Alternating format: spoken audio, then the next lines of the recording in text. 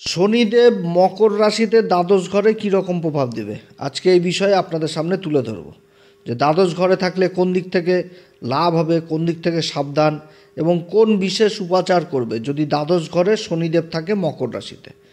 তো যাই হোক, অনুষ্ঠানটি শুরু করার আগে সমস্ত দর্শক বন্ধুদের নমস্কার জানাচ্ছি এবং তার সাথে বলবো যারা দেখছেন অবশ্যই সাবস্ক্রাইব করবেন, এই চ্যানেলের সঙ্গে থাকুন। কেবল শনির মকর রাশির ক্ষেত্রে শনির অবস্থান নিয়ে আলোচনা করছি, এরপরে বিভিন্ন গ্রহকে নিয়ে আলোচনা করব। বহু ভিডিও এই চ্যানেলে পাবেন।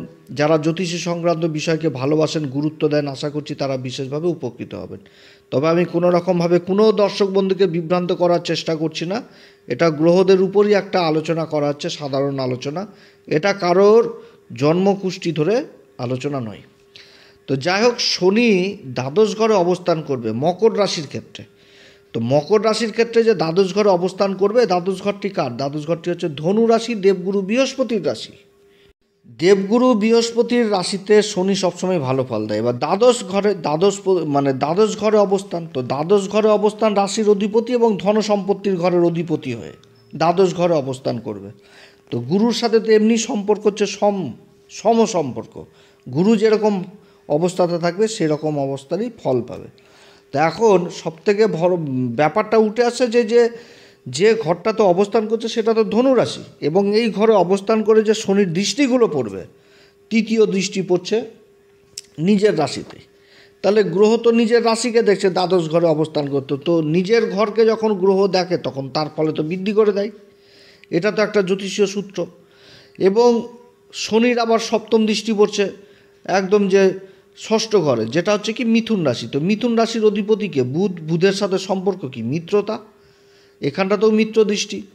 আবার ভাগ্যের ঘরে দশম দৃষ্টি পড়ছে। দ্বাদশ ঘর থেকে দৃষ্টিটা দিচ্ছে একদম দশম দৃষ্টি, যেটাকে বলা হচ্ছে কর্মের ফল। তো সেটা চলে আসছে ভাগ্যের ঘরে। ভাগ্যের ঘরটা হচ্ছে বুধের মূল ত্রিকোণ রাশি।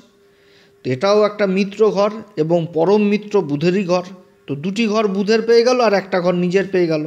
রাশির অধিপতি এবং ধনসম্পত্তির ঘরের অধিপতি হয়ে দ্বাদশ ঘরে অবস্থান করছে, এবং যে ঘরটা অবস্থান করছে সেটা দেবগুরু বৃহস্পতির ঘর। তাহলে এদিকে সম্পর্ক হয়ে যাচ্ছে সম, আর দৃষ্টিগুলো হয়ে গেল মিত্র। এইখানটাতে কি শনির এই অবস্থানটা কিন্তু যথেষ্ট ভালো অবস্থান হবে দ্বাদশ ঘর। তবে শনি থেকে কি বোঝায়? সেবা জিনিসটাকে বোঝায়, দায়িত্ব জিনিসটাকে বোঝায়। শনি অবস্থান করছে দ্বাদশ ঘর। দ্বাদশ ঘরটা হচ্ছে কি মোক্ষ লাভের ঘর, এবং এটাতে যে একটা কোণ তৈরি হচ্ছে সেটাও কিন্তু, যে ত্রিকোণটা তৈরি হচ্ছে সেটাও কিন্তু হচ্ছে মোক্ষ ত্রিকোণের ঘর। তো মোক্ষ ত্রিকোণের ঘরে অবস্থান করে শনির দৃষ্টি থাকছে আবার ধর্ম ত্রিকোণে, যেটা হচ্ছে নবম ঘর। দ্বাদশ ঘরে শনির অবস্থান, ব্যয় তো থাকবেই, ব্যয় তো করবেই শনির। এখানটাতে রাশিকে যথেষ্ট ব্যয় করাবে, তাহলে সেই ব্যয়টা যদি ধর্মের পথে হয় তাহলে তো যথেষ্ট ধনসম্পত্তি বৃদ্ধির কারক হয়ে যাবে, কারণ এখানটাতে ভাগ্যের সঙ্গটা পেয়ে যাবে, ভাগ্যের সঙ্গ পেয়ে যাবে। ধর্মের ঘরে তার দশম দৃষ্টি থাকছে কর্মের ফল, আর যে কর্মটা করবে ওই যে ঘরে অবস্থান করছে সেই ঘরে বসে, তাহলে সেই কর্মটা কি আধ্যাত্মিকের পথে হোক, ধর্মের পথে হোক, ঈশ্বরের কাজে খরচা হোক বেশি। তাহলে বেশি করে ঈশ্বরের নাম ধাম, ঈশ্বরের কাজে নিজেকে এগিয়ে নিয়ে চলো, ঈশ্বরের পথে চলো। ধর্মের কোনো ধর্ম যেখানটাতে অনুষ্ঠান হয় সেই সমস্ত কাজে নিজেকে নিযুক্ত করো।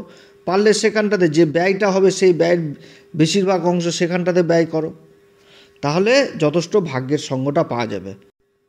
আর যদি শনির সাথে দেবগুরু বৃহস্পতির গোচরের সম্পর্ক আবার মিত্রতা হয়ে যায়, তাহলে কিন্তু খুবই ভালো রেজাল্ট দিবে এখানটাতে শনি।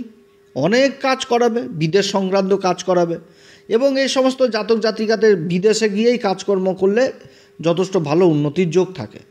যাদের জন্মছকে শনি দ্বাদশ ঘরে অবস্থান করে, নিজের ভিটা মাটি ছেড়ে যেয়ে অন্য জায়গায় কাজ করো, অনেক উন্নতির যোগ, অনেক উন্নতি করতে পারে।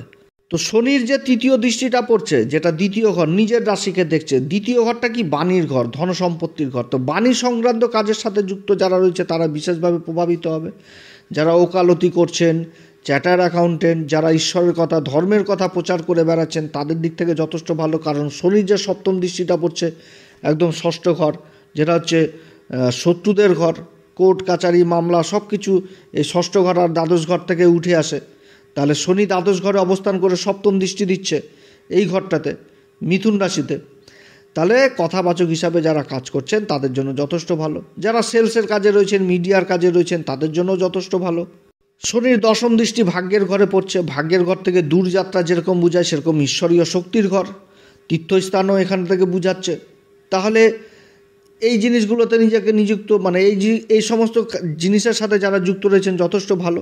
আবার নবম ঘর থেকে দূরযাত্রা, ট্রাভেলিংয়ের কাজগুলো যথেষ্ট ভালো হবে।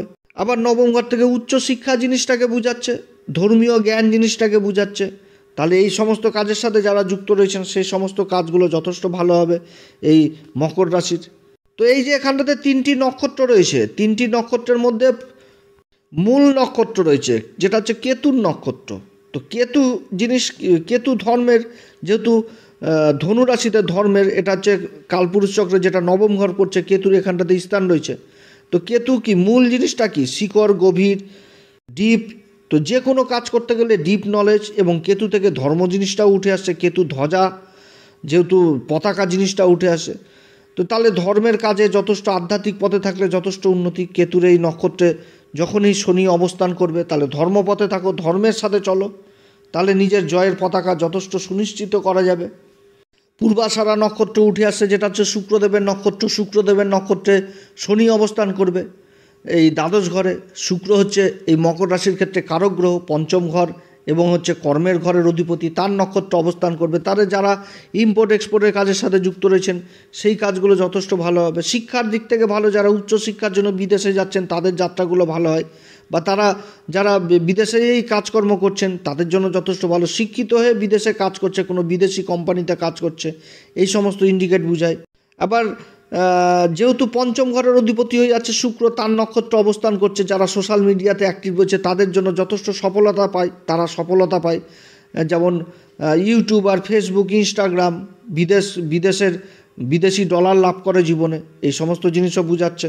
এবং শুক্র থেকে প্রতিভা জিনিসটাকে বোঝাচ্ছে। তো যে কোনো প্রতিভার সাথে যারা যুক্ত তারা বিদেশে পারফর্ম করার সুযোগ পায়, এই সমস্ত জিনিস বোঝাচ্ছে। কর্মসূত্রে বিদেশ যাত্রা হয়, বা যে কর্মই করবে সেটা বিদেশেই কর্ম করবে, বা বিদেশে গিয়ে যারা কর্ম করছে তাদের জন্য যথেষ্ট ভালো। আবার শুক্র থেকে ব্যবসা বাণিজ্য, রেডিমেড গার্মেন্ট, সুতির কাপড়ের ব্যবসা, এই সমস্ত যারা ইম্পোর্ট এক্সপোর্টের কাজের সাথে যুক্ত রয়েছেন তাদের জন্য যথেষ্ট ভালো। কিংবা যারা বিদেশ থেকে মালপত্র নিয়ে এসে দেশের মাটিতেই কাজকর্ম করছে তাদের জন্য যথেষ্ট ভালো। আবার শুক্র যে নক্ষত্র, শুক্রের নক্ষত্রে শনির অবস্থান, এবং এই দ্বাদশ ঘর থেকে আবার শয্যাসুখ জিনিসটাকে বোঝাচ্ছে। তাহলে ব্যভিচারে লিপ্ত হলে আবার ধর্মের জায়গায় অধর্ম হয়ে যাবে, তখন আবার কিন্তু এই শনিদেব যথেষ্ট বাজে প্রভাব দিবে, এদিকেও খেয়াল রাখতে হবে। সূর্যের নক্ষত্র অবস্থান করবে উত্তরাষাঢ়াতে। সূর্যের নক্ষত্রে থাকলে কি হবে? যে নিজেকে জানার চেষ্টা করবে। সূর্য কি আত্মার কারক, তো তাহলে নিজেকে জানার চেষ্টা করবে। শনি এখানটাতে এই কর্মটাই করাবে, যে নিজেকে জানো, বুঝো তুমি কে, তার সাথে যে দায়িত্ব পালন, এগুলোও যথেষ্ট করাবে, এবং ধর্মের জিনিসটা বেশি করে উঠে আসবে। তবে শনির এই সূর্যের নক্ষত্রে অবস্থান পিতার সাথে সম্পর্ক অতটা ভালো রাখে না। পিতার জায়গাটা যথেষ্ট দেখে শুনে মেনটেন করতে হবে। পিতার ব্লেসিং নিয়ে যে কোনো কাজ করতে হবে, সম্পর্ক পিতার সাথে যথেষ্ট ভালো রাখতে হবে, তাহলে যথেষ্ট ভালো উন্নতির পথে যাবে। তবে এটাও ঠিক যে যেই নক্ষত্রেই থাকুক শনি এই দ্বাদশ ঘরে, খরচা অবশ্যই করাবে। খরচা যেরকম করাবে সেরকম ইনকামও হবে। খরচা যখন চলে আসবে তখন কি হবে, যে ইনকাম না আসলে তো খরচা জিনিসটা করতে পারবে না, তাহলে ইনকামের রাস্তাও থাকছে। এবং শনি কিন্তু এই নক্ষত্রে যে 3টি নক্ষত্রে অবস্থান করবে, এখানটাতে কিন্তু শনি এই জিনিসটাও দিবে, এই মকর রাশিকে অচল সম্পত্তিরও মালিক করাবে। শনি এই দ্বাদশ ঘরে অবস্থান করে যদি ধর্মের পথে থাকে। কেতুর নক্ষত্রে শনি অবস্থান করবে। কেতু কিন্তু দ্বাদশ ঘরে কারক, এবং ধনু রাশিকে কিন্তু কেতু নিজের রাশি মনে করে।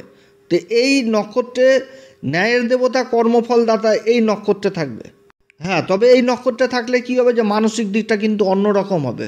একটা অন্তর্মুখী চিন্তা চলে আসবে, যে সব কিছু থেকেও মনে হবে যে কিছুই নাই, মানে সব কিছু পাওয়া সত্ত্বেও মনে হবে যে না, এখানটাতে কিছু একটা ফাঁকা রয়েছে। অর্থাৎ সেই জায়গাটা পূরণ করার জন্য ঈশ্বরের সাধনা, মেডিটেশন, ধ্যান, এই সমস্ত জিনিসগুলো বেশি করে চলে আসবে। অন্তর্মুখী চিন্তাটা চলে আসবে।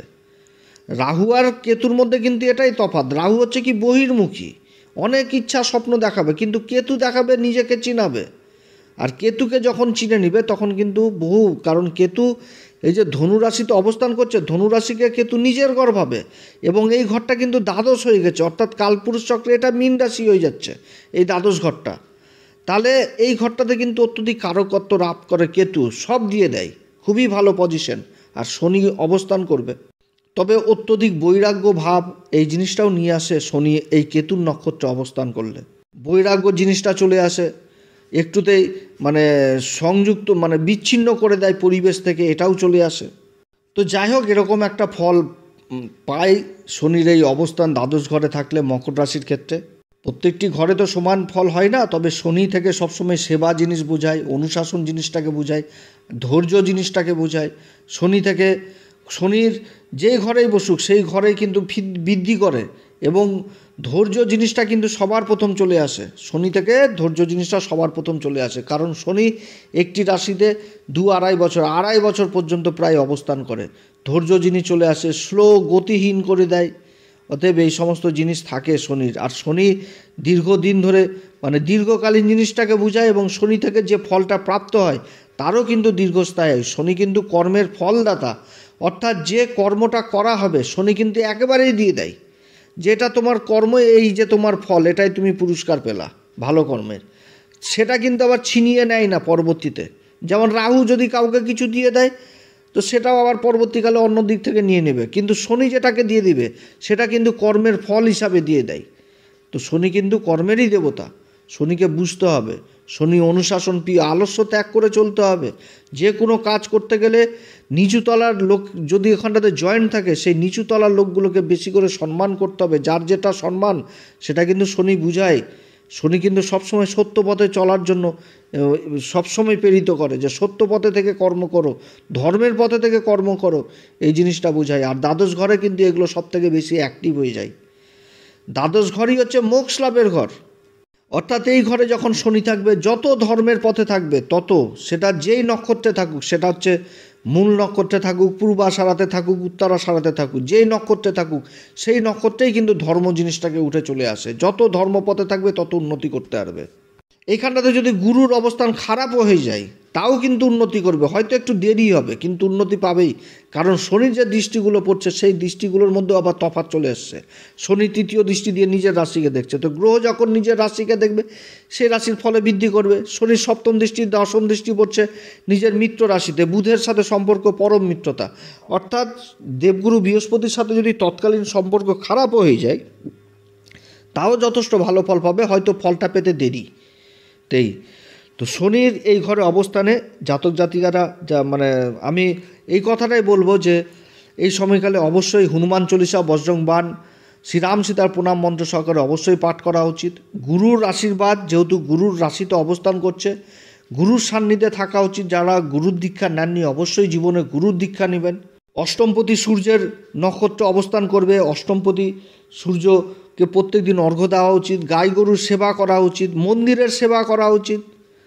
যেহেতু কেতুর নক্ষত্র অবস্থান করবে, তো মন্দিরের সেবা বলতে কি, যে সমস্ত মন্দির পরিষ্কার পরিচ্ছন্ন নয় সেগুলো পরিষ্কারের দায়িত্ব, নিজেকে যেভাবে নিযুক্ত করা যায় সেইভাবে মন্দিরের কাজে হাত বাটানো উচিত, তাহলে যথেষ্ট ভালো ফল পাওয়া যাবে।